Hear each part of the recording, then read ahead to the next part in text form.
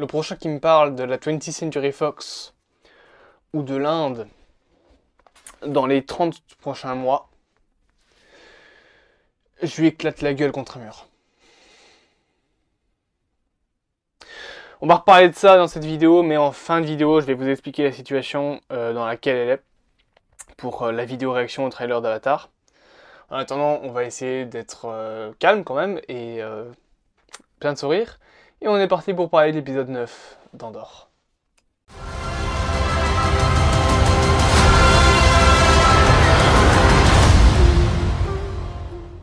Andor, épisode 9. Bien évidemment, si vous n'avez pas vu l'épisode, je vous conseille de quitter cette vidéo. Pardon, je bégaye tellement je suis énervé. En attendant, du coup, abonnez-vous, partagez, likez, commentez, ça, vous connaissez la chanson. On est parti pour parler de l'épisode 9 d'Andor, générique. Si vous n'avez pas vu l'épisode, quittez la vidéo. Et let's go.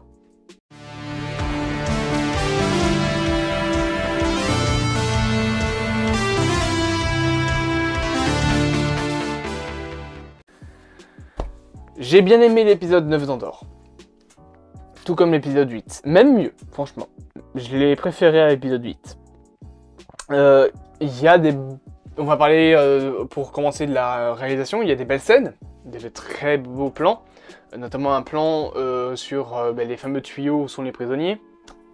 Où on t'explique en gros... Enfin, on t'explique rien, mais tu vois les prisonniers qui avancent et tout le bazar.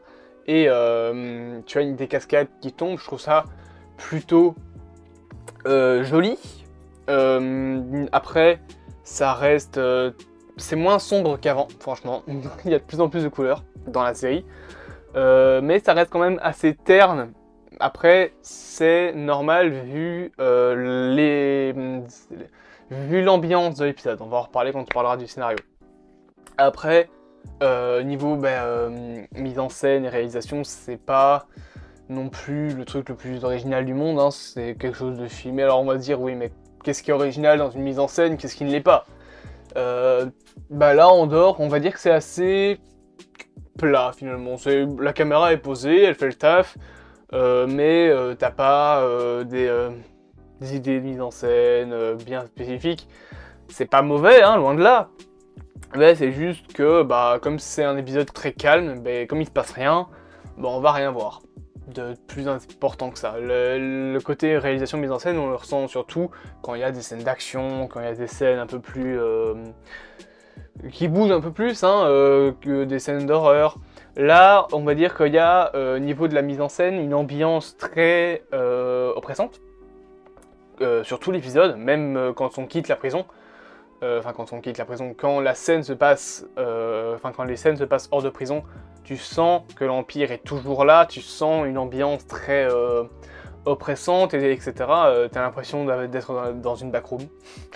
Et t'es toujours assez mal à l'aise, ce qui est normal, hein. Tout plein de personnes font semblant d'être heureux alors qu'en réalité ils crachent sur l'Empire.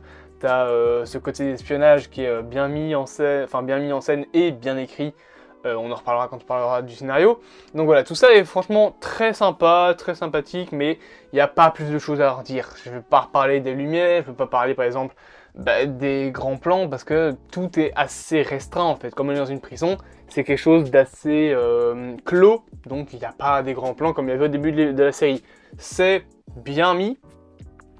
C'est bien fait dans la série, il y a un insecte. C'est bien fait dans la série, mais on va pas avoir, comme dans l'épisode 6, je pense, on va pas avoir le grand ciel très lumineux, on va avoir des endroits très oppressants, très blancs également, qui participent, je pense, à cette ambiance un petit peu oppressante, anxiogène, et c'est très bien fait. Niveau du scénario, par contre, j'aime bien le personnage d'Andy Serkis. J'aime bien, je le trouve cool. Je le trouve cool parce que, oui, je porte le même t-shirt qu'hier. Désolé, j'ai pas eu le temps de me changer. Je me suis réveillé très tard ce matin et j'ai couru partout. Donc, pour une fois, je porte le même t-shirt 2 jours de suite. Normalement, je le fais pas, mais on s'en fout. Du coup, comme je disais, j'aime bien le personnage d'Andy Serkis. Surtout que, depuis qu'on l'a vu, là, pour l'instant, il était toujours à dire non, ferme ta gueule, tu respectes les règles, de toute façon, moi je m'en fous, je me casse bientôt. Maintenant qu'il sait qu'il va plus se barrer, Au début de l'épisode, par exemple, t'as Andor qui lui dit combien il y a de gardes, parce qu'il sait beaucoup de choses, le personnage de Serkis, il voulait pas lui répondre, il était là genre ouais, respecte les ordres, tu sais pas ce qui peut t'arriver. Sauf que quand il voit le vieux mourir et qu'il se rend compte que aucun échappatoire disponible, parce qu'on est encore dans ce système de goulag, entre guillemets, j'avais montré ça comme... Enfin, j'avais comparé les prisons de l'épisode 7, de l'épisode 8 plutôt, au goulag de l'URSS. On est toujours là-dedans, on est toujours dans des camps pas de concentration, mais des camps de travaux forcés, où tu ressors pas vivant de là. C'est la triste réalité, c'est comme ça aussi que ça se passait. La plupart des gens ne quittaient pas les goulags vivants, du moins. Ben là, pareil, il se rend compte qu'il ne quittera pas cet endroit vivant, que c'est pas prévu pour. Et du coup, à la fin de l'épisode, plutôt que de toujours tout cacher pour lui en étant sûr de sortir, il craque, il vient de voir une personne qui ne le méritait pas mourir, et il est les mains derrière la tête en disant, t'as Andor qui lui pose la question de qu'est-ce qui s'est passé, etc.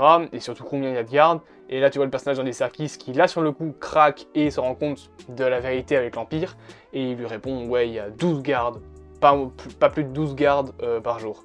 Donc tu vois l'évolution du personnage en un épisode, ce qui est franchement cool. Au niveau du scénario, tu as cette histoire avec le niveau 2, où on sait pas vraiment ce qui s'est passé, l'Empire essaye de cacher les trucs, ils disent que c'est un accident, mais en réalité on sait très bien que c'est juste parce qu'il y a un mec qui aurait pas dû être là, qui aurait pas dû être en prison, et que plutôt que le libérer, ils ont décidé de cramer tout le monde, chose qui s'est également passée dans la réalité, malheureusement. Tant pis, s'il y a eu des erreurs, on s'en fout, on crame tout le monde, c'est mieux de te cacher. C'est dommage que ce soit quelque chose qui soit inspiré de la vérité. Enfin, c'est pas dommage que ce soit quelque chose qui s'inspire de la vérité, mais quand tu sais que ça s'est passé également dans certains pays, et que ça se passe toujours dans certains pays, dans notre monde, tu te rends compte que la série Andor est quand même vachement plus liée que ça, en réalité, à la politique de notre monde. Et c'est peut-être ça qui fait que la plupart des épisodes de la série sont si bons dans cet arc, parce que c'est 3 arcs à chaque fois.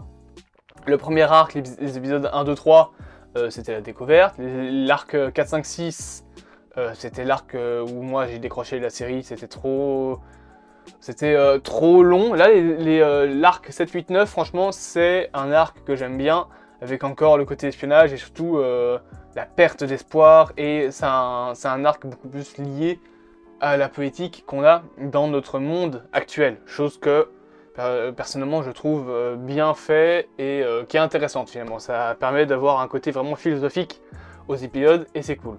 Niveau de Andor, je sais pas vraiment quoi dire de l'évolution du personnage d'Andor. Il évolue, certes, mais il est un petit peu forcé à évoluer, je trouve. C'est genre, il est obligé de vouloir directement quitter la prison, il est obligé de faire ci, il est obligé de faire là. Après, il a vécu une injustice, c'est normal, mais tu sens que tout ce qui se fait autour de lui, il ne le contrôle pas. Il est forcé à avancer, forcé, pas par le scénario, hein, je dis pas que le scénario le force, mais le personnage en lui-même se sent forcé à faire des choix, à faire ci, à faire là, alors qu'il n'est pas du tout prêt pour. De l'autre côté, t'as l'Empire qui essaie de le chercher, sauf qu'ils savent pas qu'en réalité il est en prison. Donc sur le coup, ils sont un petit peu dans la merde. Mais tu vois que tout est en train de se construire, que l'Empire va commencer tout doucement à essayer de faire exploser la rébellion de l'intérieur. De son côté, t'as la rébellion qui essaie de se mettre en place, t'as plein de gens qui arrivent. Andor est au centre de toute cette histoire. Pendant ce temps, Andor, il est déjà en prison. Donc en fait, l'Empire ne sait pas, mais ils ont déjà emprisonné le bon gars. C'est quelque chose que je trouve vachement intéressant dans la série, parce que du coup, il y a une course contre la montre pour retrouver Andor, et de l'autre côté, lui, il est tranquille pépouze en prison, et aucun problème, quoi. Enfin, tranquille pépouze, non, mais il est en prison, et il va s'en échapper, bien évidemment, mais ils savent toujours pas où il est. Et quand il va s'échapper, ils vont se dire « Ah, on sait, il est là !» Ben non, pas de bol. Non, pas du tout. Donc voilà, j'aime bien vraiment l'évolution d'Andor, mais je sais pas vraiment si elle est bénéfique pour le personnage. Là actuellement, oui, il va détester plus l'Empire que ça. Après, il a déjà vécu la prison, il a été traumatisé par ce qui s'est déjà passé. Est-ce qu'il va reprendre le combat directement? Il reste 3 épisodes. Je suis pas tout à fait sûr, quoi. Pas tout à fait du tout. Après, probablement qu'il le reprendra. De toute façon, il y a une autre saison qui va arriver. Il y a la saison 2 encore qui doit arriver. Mais voilà, je sais pas vraiment. quoi penser actuellement de l'évolution du personnage, qui n'est pas mauvaise, juste faut voir ce qu'ils vont en faire dans le prochain arc de la série. Niveau des musiques, j'aime bien la musique de l'intro. Ouais, j'ai décidé de pas passer l'intro pour cet arc de la série là. Les trois musiques d'intro de Andor sont vraiment cool. Là, je sentais... c'est le thème d'Andor, repris dans un style un petit peu plus futuriste. Genre cyberpunk, mais en moins cyberpunk. C'est genre... c'est l'ambiance de cyberpunk, mais en un petit peu plus... pas banal, mais un petit peu plus calme. C'est pas complètement futuriste. Mais il y a quand même ce côté-là un petit peu plus futuriste, avec... on va dire une ambiance métallique, bien que ça veut rien dire, mais voilà, je pense que vous comprenez où je veux en venir.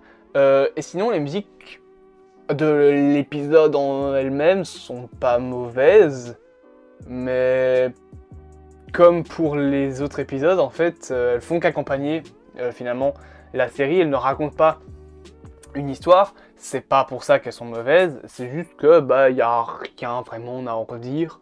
Elles sont bien, mais elles sont entre guillemets juste bien quoi. Elles sont là, elles accompagnent bien, elles font le taf, elles font le café, tout va bien, mais elles sont pas mémorables. Il n'y a pas de thème marquant, excepté un tout petit peu le thème de l'intro, mais tu l'entends 5 secondes quoi. Donc franchement, j'ai plus été marqué par les musiques des trailers que par les musiques de la série quoi. Ce qui est un petit peu dommage parce que tu peux faire des choses intéressantes avec la série au niveau de la musique. Tu peux faire une ambiance un petit peu, on va dire, qui pourrait faire repenser aux soviétiques, ou même des musiques qui ressemblent un petit peu à celles de la série de Tchernobyl, avec une musique très oppressante qui t'enfonce encore plus dans le côté prison, dans le côté espionnage de cet arc de la série Andor. Tout ça, c'est très bien. Après, j'ai quand même des petites choses à redire, notamment le fait qu'ils ont enfin trouvé le bouton off sur les rings de lumière qui leur servent sur le tournage. Ils étaient absents durant les épisodes 4, 5, 6, hein. Vraiment, ils les avaient éteints, ils les avaient rangés et plus personne ne touche aux lumières. On ne voit que dalle. Là, on voit enfin des choses. Ça y est. Après, il y a un autre truc que je voulais dire, c'est concernant toutes les histoires qui sont en train de se faire dans la série Andor. Je trouve que il y a peut-être un peu trop de trucs qui se passent sur le côté. C'est genre, t'as le truc d'Andor à suivre, mais t'as également l'histoire de l'Empire, l'histoire de l'ami de Andor, l'histoire du mec qui est au service de l'Empire qui vit chez sa mère, l'histoire d'une première partie des rebelles, l'histoire d'une autre partie des rebelles, l'histoire d'une autre partie des rebelles. C'est trop dispersé en fait. Alors, chaque partie a un lien entre eux, hein. Le mec qui vit chez sa mère a un lien avec la partie de l'Empire, qui a un lien avec la partie de la meuf amie avec Andor, qui a un lien du coup avec, bien évidemment, le sujet principal, donc Andor, et de l'autre côté, t'as l'histoire des rebelles. Mais c'est trop dispersé, il y a trop de petits trucs à suivre, et au final, t'as plus l'impression de voir des triptyques de... C'est des triptyques ou des triptydes?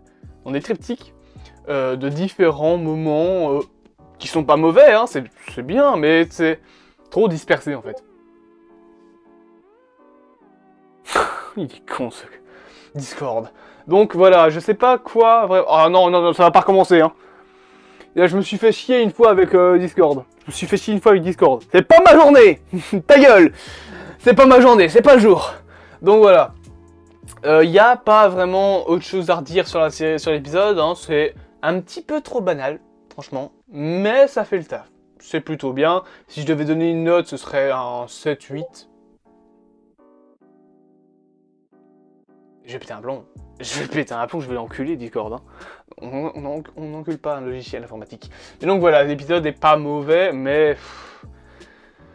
il plaira pas à tout le monde et il est un petit peu endormissant. Après, est-ce que c'est parce que je l'ai regardé à 9 h du mat et que j'avais la tête dans le cul? Peut-être. Du coup, j'espère que cette critique vous aura plu. Alors, elle est un petit peu plus courte que d'habitude, un petit peu moins recherchée. Mais je vais l'avouer, je suis pas du tout dans mon assiette. Justement, on va reparler de ça. Je préfère mon PC s'est éteint. Du coup, il y aura plus Discord qui va parler. Vous l'avez peut-être vu, j'ai fait une vidéo réaction au trailer de Avatar. Je vais regarder d'ailleurs si j'ai pas eu peut-être YouTube qui m'a répondu sur Twitter, mais je ne pense pas. Non, pour l'instant il n'y a toujours rien. Parce que du coup, j'ai parlé avec YouTube. Parce que vous allez comprendre, hein, je vais vous expliquer tout. D'abord, j'essaie de voir s'il n'y a pas des réponses. Non, il n'y a toujours rien. Est-ce que la vidéo a pas par hasard été remise en ligne? Alors mon message ne servirait à rien.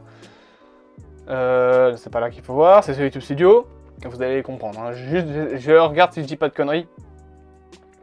Mais la situation m'a un petit peu mis sur les nerfs. Non, toujours rien. En gros, donc j'ai fait la réaction au trailer d'Avatar avec les musiques, etc.